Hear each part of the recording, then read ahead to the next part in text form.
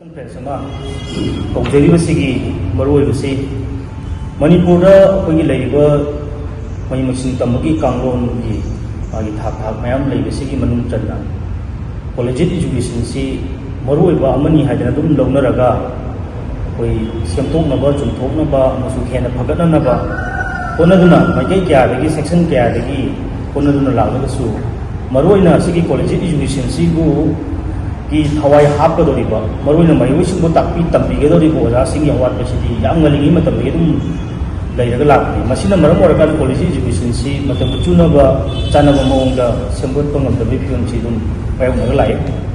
ꯃꯁꯤ ꯂꯩꯔꯤꯉꯩ ꯃꯔꯛꯁꯤꯗ 2020ꯗ ꯑꯃꯨꯛ ꯅꯦꯁꯅꯦꯜ ꯏꯖꯨꯀꯦꯁꯟ ꯄꯣꯂꯤꯁꯤ ꯍꯥꯏꯗꯅ ꯏꯌꯥꯔꯒꯤ ꯑꯍꯨꯝꯁꯨꯕ ꯄꯣꯂꯤꯁꯤ ꯏꯖꯨꯀꯦꯁꯟ ꯄꯣꯂꯤꯁꯤꯁꯤ ꯂꯥꯛꯑꯕ ꯃꯇꯨꯡꯗ ꯑꯃꯨꯛ ꯑꯩꯈꯣꯏꯒꯤ 4 ꯏꯌꯔ ꯑꯟꯗꯔ ꯒ꯭ꯔꯦꯖꯨꯑꯦꯁꯟ 3 ꯏꯌꯔ ꯑꯣꯏꯔꯝꯕꯗꯤ 4 ꯏꯌꯔ ꯑꯣꯏꯔꯛꯄ, ꯃꯁꯤꯗ ꯑꯃꯨꯛ ꯍꯦꯟꯅ ꯃꯦꯟ ꯄꯥꯋꯔꯁꯤ ꯃꯊꯧ ꯇꯥꯔꯛꯄ, ꯑꯗꯨꯒꯤ ꯇꯥꯔꯛꯄꯁꯤ ꯂꯩꯔꯒꯁꯨ ꯑꯩꯈꯣꯏꯒꯤ ꯃꯦꯟ ꯄꯥꯋꯔꯁꯤꯗꯤ ꯑꯩꯈꯣꯏꯗꯤ ꯋꯥꯠꯂꯒ ꯂꯩꯕꯒꯤ ꯄꯣꯠꯁꯤ ꯑꯗꯨꯝ ꯂꯩꯔꯤ꯫ ꯃꯁꯤꯒꯤ ꯈꯨꯗꯝ ꯑꯃ ꯑꯣꯏꯅ ꯑꯩꯈꯣꯏ 4 ꯏꯌꯔꯁꯤ ꯏꯝꯄ꯭ꯂꯤꯃꯦꯟ ꯇꯧꯔꯀꯥꯟꯗ ꯑꯣꯖꯥꯒꯤ ꯑꯋꯥꯠꯄ ꯃꯌꯥꯝ ꯑꯃ ꯂꯩꯕꯒꯤ ꯋꯥꯐꯝ ꯃꯌꯥꯝ ꯑꯃ ꯑꯦꯁꯥꯝꯕ꯭ꯂꯤ ꯇꯥꯡꯀꯛ ꯀꯌꯥꯗ ꯆꯍꯤꯒꯤ ꯑꯉꯟꯕꯗꯒꯤꯅ ꯏꯀꯨꯏ ꯀꯨꯏꯗꯕ ꯅꯨꯃꯤꯠ ꯈꯔꯅꯤ ꯃꯃꯥꯡꯗꯁꯨ ꯗꯥꯏꯔꯦꯛꯇꯣꯔꯦꯠꯇ ꯀꯩꯗ ꯑꯩꯈꯣꯏ ꯏꯍꯧ ꯀꯌꯥ ꯑꯃ ꯆꯪꯕꯒꯤ ꯃꯌꯥꯝ ꯑꯃ ꯑꯩꯈꯣꯏ ꯃꯦꯗꯤꯌꯥꯗ ꯀꯩꯗ ꯑꯩꯈꯣꯏ ꯊꯝꯈ꯭ꯔꯦ꯫ ꯃꯁꯤ ꯃꯌꯥꯝꯁꯤ ꯇꯧꯔꯕ ꯃꯇꯨꯡꯗ ꯑꯩꯈꯣꯏꯅ ꯀꯨꯞꯅ ꯊꯤꯗꯣꯛꯑꯕ ꯃꯇꯨꯡꯗ ꯄ꯭ꯔꯣꯕ꯭ꯂꯦꯝꯁꯤ ꯀꯩꯅꯣ ꯍꯥꯏꯔꯀꯥꯟꯗ ꯃꯦꯟ ꯄꯥꯋꯔ ꯋꯥꯠꯄꯁꯤꯅꯤ꯫ ꯑꯗꯨꯅ ꯃꯁꯤꯒꯤ ꯂꯣꯡ ꯇꯥꯔꯝ ꯁꯣꯂꯨꯁꯟ ꯑꯃ ꯑꯣꯏꯅ ꯀꯣꯂꯦꯖ ꯏꯖꯨꯀꯦꯁꯟꯁꯤ ꯄꯨꯈꯠꯄ ꯌꯥꯅꯅꯕꯒꯤꯗꯃꯛꯇ ꯑꯩꯈꯣꯏꯅ ꯑꯁꯥꯝꯒꯤ ꯃꯥꯏꯀꯩꯗꯒꯤꯁꯨ ꯀꯟꯅ ꯍꯧꯖꯤꯛꯁꯤ ꯍꯣꯠꯅꯖꯔꯀꯥꯟꯗ ꯄꯨꯟꯅ ꯍꯧꯖꯤꯛ ꯑꯣꯖꯥ ꯁꯕꯖꯦꯛ ꯇꯨ ꯀꯝꯐꯔꯃꯦꯁꯟ ꯑꯣꯖꯥ 400ꯀꯤ ꯃꯊꯛꯇ ꯃꯥꯒꯤ ꯚꯦꯀꯦꯟꯁꯤ ꯂꯩ ꯍꯥꯏꯗꯅ ꯊꯝꯃꯤ꯫ ꯃꯁꯤꯡ ꯈꯔ ꯆꯦꯟꯊꯣꯛ ꯆꯦꯟꯁꯤꯟ ꯂꯩꯔꯒꯁꯨ ꯑꯗꯨꯒ ꯁꯤꯒꯤ ꯃꯅꯨꯡꯗ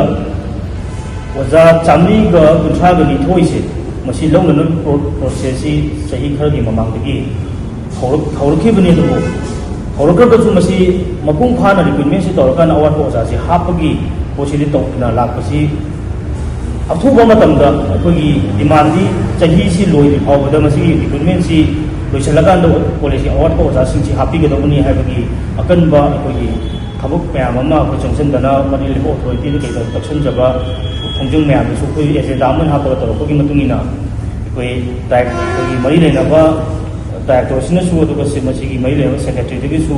ꯑꯣꯛꯇꯣꯕꯔꯁꯤꯒꯤꯗ ꯑꯩꯈꯣꯏ MPSCꯗ ꯑꯣꯖꯥ ꯃꯅꯤꯄꯨꯔ ꯌꯨꯅꯤꯚꯔꯁꯤꯇꯤꯒꯤ ꯃꯈꯥꯗ ꯂꯩꯕ ꯀꯟꯁꯇꯤꯇ꯭ꯌꯨꯌꯦꯟꯠ ꯀꯣꯂꯦꯖꯁꯤꯡ ꯑꯗꯨꯒ DAM ꯌꯨꯅꯤꯚꯔꯁꯤꯇꯤ ꯃꯈꯥꯗ ꯂꯩꯕ ꯀꯟꯁꯇꯤꯇ꯭ꯌꯨꯌꯦꯟꯠ ꯀꯣꯂꯦꯖ 5ꯒꯤ ꯑꯣꯖꯥꯁꯤꯡꯒꯤ ꯄꯨꯟꯅ 132ꯁꯤ ꯂꯧꯅꯅꯕꯒꯤ ꯑꯣꯏꯕ ꯑꯩꯈꯣꯏ ꯊꯥꯕꯒꯤ ꯆꯦ ꯑꯃꯗꯁꯨ ꯂꯩꯖꯔꯦ꯫ ꯍꯥꯏꯔꯤꯕꯁꯤꯒꯤ ꯃꯃꯥꯡꯗ ꯑꯩꯈꯣꯏ ꯑꯁꯥꯝꯒꯤ ꯃꯥꯏꯀꯩꯗꯒꯤꯁꯨ ꯑꯩꯈꯣꯏ 17 ꯑꯣꯛꯇꯣꯕꯔꯗ ꯑꯩꯈꯣꯏ ꯑꯣꯅꯦꯕꯜ ꯒꯚꯔꯅꯔ ꯑꯣꯐ ꯃꯅꯤꯄꯨꯔꯗ ꯃꯁꯤꯒ ꯃꯔꯤ ꯂꯩꯅꯅ ꯑꯊꯨꯕ ꯃꯇꯝꯗ ꯑꯣꯖꯥꯁꯤꯡꯁꯤ ꯂꯧꯕꯤꯌꯨ ꯍꯥꯏꯕꯒꯤ ꯑꯩꯈꯣꯏ ꯄꯤꯁꯤꯟꯖꯈꯤꯕ ꯂꯩꯔꯦ꯫ ꯁꯤꯒꯤ ꯃꯇꯨꯡꯗꯅꯤ ꯑꯩꯈꯣꯏꯒꯤ ꯃꯁꯤꯒꯤ ꯗꯥꯏꯔꯦꯛꯇꯣꯔꯦꯠꯅ ꯀꯩꯗ ꯃꯁꯤ ꯆꯦ ꯊꯥꯖꯤꯟꯕꯒꯤ ꯄꯣꯠ ꯑꯃ ꯂꯥꯛꯑꯕ ꯃꯇꯨꯡꯗ ꯑꯩꯈꯣꯏ ꯉꯔꯥꯡ ꯑꯁꯤ ꯃꯅꯤꯄꯨꯔ ꯄꯥꯕ꯭ꯂꯤꯛ ꯁꯔꯚꯤꯁ ꯀꯃꯤꯁꯟꯗꯁꯨ ꯃꯁꯤꯒꯤ ꯆꯦꯌꯔꯃꯦꯟꯗꯁꯨ ꯑꯁꯥꯝꯒꯤ ꯃꯥꯏꯀꯩꯗꯒꯤ ꯑꯩꯈꯣꯏ ꯑꯏꯕ ꯆꯦꯔꯣꯜ ꯄꯤꯁꯟꯗꯅ ꯀꯣꯄꯤ 2 ꯑꯩꯈꯣꯏ ꯀꯩꯅꯣꯗ ꯀꯃꯤꯁꯅꯔꯗ ꯑꯗꯨꯒ ꯗꯥꯏꯔꯦꯛꯇꯣꯔꯦꯠꯇ ꯑꯩꯈꯣꯏ ꯃꯁꯤꯒꯤ ꯀꯣꯄꯤ 2ꯁꯤꯡꯁꯨ ꯇꯧꯖꯔꯀꯥꯟꯗ ꯄꯤꯁꯤꯟꯖꯈ꯭ꯔꯦ꯫ ꯍꯥꯏꯖꯅꯤꯡꯕ ꯋꯥꯐꯝꯗꯤ ꯀꯣꯂꯦꯖ ꯑꯐꯕ ꯀꯣꯂꯦꯖ ꯑꯃ ꯁꯦꯝꯒꯠꯄ ꯍꯥꯏꯕꯁꯤꯗ ꯃꯌꯥꯝ ꯑꯃ ꯆꯪꯉꯤ, ꯏꯟꯐ꯭ꯔꯥꯁꯇ꯭ꯔꯛꯆꯔ ꯆꯪꯉꯤ, ꯅꯟ ꯇꯤꯆꯤꯡ ꯁ꯭ꯇꯥꯐ ꯆꯪꯉꯤ, ꯑꯗꯨ ꯍꯣꯜ ꯌꯥꯝꯅ ꯑꯐꯕ ꯑꯦꯠꯃꯣꯁꯐꯤꯌꯔ ꯑꯃ ꯀ꯭ꯔꯤꯌꯦꯠ ꯇꯧꯕ ꯆꯪꯉꯤ꯫ ꯑꯗꯨꯕꯨ ꯁꯤꯒꯤ ꯃꯌꯥꯝꯁꯤꯕꯨ ꯃꯄꯨꯡ ꯍꯦꯟꯅ ꯐꯥꯍꯟꯒꯗꯧꯔꯤꯕꯗꯤ ꯑꯣꯖꯥ ꯍꯥꯏꯕꯁꯤꯅꯤ꯫ ꯑꯣꯖꯥ ꯍꯥꯏꯕꯁꯤ ꯂꯩꯇ꯭ꯔꯀꯥꯟꯗ ꯑꯩꯈꯣꯏ ꯀꯣꯂꯦꯖ ꯏꯖꯨꯀꯦꯁꯟ ꯈꯛꯇ ꯅꯠꯇꯅ ꯏꯖꯨꯀꯦꯁꯟ ꯍꯥꯏꯕꯁꯤ ꯑꯩꯈꯣꯏ ꯄꯨꯔꯒ ꯆꯠꯄ ꯌꯥꯔꯣꯏꯗꯕ ꯄꯣꯠꯅꯤ꯫ ꯃꯔꯝꯗꯤ ꯑꯣꯖꯥ ꯍꯥꯏꯕꯁꯤꯅ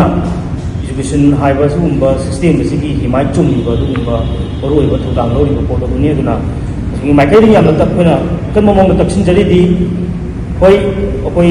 ꯊꯦꯡꯉꯕꯁꯨ ꯊꯦꯡꯅ ꯑꯣꯖꯥ ꯂꯧꯅꯅꯕꯒꯤ ꯊꯕꯛ ꯄꯥꯏꯈꯠꯄꯤꯔꯛꯄꯁꯤ ꯌꯥꯝꯅ ꯊꯥꯒꯠꯆꯩ꯫ ꯑꯗꯨꯕꯨ ꯃꯅꯤꯄꯨꯔꯗ ꯊꯕꯛ ꯇꯧꯕꯒꯤ ꯂꯧꯕꯒꯤ ꯔꯤꯀ꯭ꯔꯨꯏꯠꯃꯦꯟꯁꯤ ꯑꯩꯈꯣꯏꯒꯤ ꯀꯨꯝ ꯂꯩꯅꯥ ꯅꯥꯕꯒꯤ ꯇꯥꯏꯞꯇ ꯀꯨꯏꯅ ꯅꯝꯁꯤꯜꯂꯒ ꯊꯝꯕꯒꯤ ꯊꯧꯑꯣꯡꯗꯨꯗꯤ ꯁꯤꯒꯤ ꯑꯣꯖꯥꯒꯤ ꯔꯤꯀ꯭ꯔꯨꯏꯠꯃꯦꯟ ꯇꯧꯕꯁꯤꯗꯗꯤ ꯑꯩꯈꯣꯏ ꯁꯨꯡꯌꯥ ꯌꯥꯕ ꯉꯝꯃꯣꯏ꯫ ꯃꯁꯤ ꯃꯔꯤ ꯂꯩꯅꯕ ꯂꯩꯉꯥꯛꯅꯁꯨ ꯇꯧꯕꯤꯔꯣꯏ, ꯑꯗꯨꯒ ꯃꯔꯨꯑꯣꯏꯅ ꯃꯁꯤꯕꯨ ꯌꯥꯝꯅ ꯔꯦꯁꯄꯣꯟꯁꯤꯕꯜ ꯑꯣꯏꯅ ꯇꯧꯕꯤꯒꯗꯧꯔꯤꯕ ꯃꯅꯤꯄꯨꯔ ꯄꯥꯕ꯭ꯂꯤꯛ ꯁꯔꯚꯤꯁ ꯀꯃꯤꯁꯟꯁꯨ ꯊꯥꯖꯕ ꯊꯝꯖꯩ꯫ ꯁꯣꯏꯗꯅ ꯑꯊꯨꯕ ꯃꯇꯝꯗ ꯆꯍꯤꯁꯤ ꯂꯣꯏꯗ꯭ꯔꯤ ꯐꯥꯎꯕꯗ ꯃꯁꯤꯒꯤ ꯔꯤꯀ꯭ꯔꯨꯏꯠꯃꯦꯟꯁꯤ ꯂꯣꯏꯔꯀꯥꯟꯗ ꯑꯩꯈꯣꯏ ꯑꯣꯖꯥꯒꯤ ꯑꯋꯥꯠꯄꯁꯦ ꯃꯁꯤ ꯁꯣꯏꯗꯅ ꯄꯤꯕꯤꯔꯛꯀꯅꯤ ꯍꯥꯏꯕꯒꯤ ꯊꯥꯖꯕ ꯊꯝꯖꯔꯤ꯫ ꯂꯣꯏꯅꯅ ꯑꯩꯈꯣꯏ ꯀꯩꯅꯣꯗꯒꯤꯁꯨ अंडर ग्रेजुएट की 4 ईयर की प्रेस कॉन्फ्रेंस को थमजनिंग अंडर ग्रेजुएट की 4 ईयर की ऑनर्स विद रिसर्च की नहान कोई खोंजंग अमा चंथनखरबा मतुंगा हांगदबा कॉलेजसिंग कई कई सब्जेक्ट कॉलेजसिंग हांगदगी हाइबगी थोखरबा मतुंगा मदुदा तापी तबीननबा कोई रिसर्च गाइड ओइबा याबो ओजासिंगी ली जमा हानबगी ताककी ओइना कोई ओजासिंग की अमसु ओजा पुनो ओजा तरागा मंगागी ट्रांसफर एंड अमा कोई अक्टोबर की तांग कुंथ्रादा कमिश्नर ना पीरकांदा कोई थोलपसिसु कोई तरामोई थेंग सुमाइना थबक लोकल पीरको मैरोई म्यामगी येंगे तोबिरकपसि यामना फई हाइदना थमजनिंगी मखातानसु खरा हेना प्रोएक्टिव ओइना एजुकेशन सि अदु मरुना कॉलेज एजुकेशन सि पुखप याननबगिदमक्ता कॉलेज लैरि पावर पाम मैम अदुगा मरुना सिगी ओजागी अवाटपसे लेहेंदनबा अकनबा हो पाइखटपियु देसाम कोई वाफम खर थंगरकांदा तुमिना तौजरनी हायरगा लैबा दुगुंबा कोई लैरोय मतम चुपदा मॉनिटर तौरगा अथुब मतमदा थबक ओइना पांगथोनबा अमसुं कॉलेज एजुकेशन सि ऑब्जेक्ट लैरिबिसदगी हेना फब फिबम मंदो पखनबा होनबदा तोंगा तोंगा कॉलेज की स्टूडेंट्स यूनियन सिंग मैरोई सिंग पुना कुचुमनरगा चमिनरिबिसि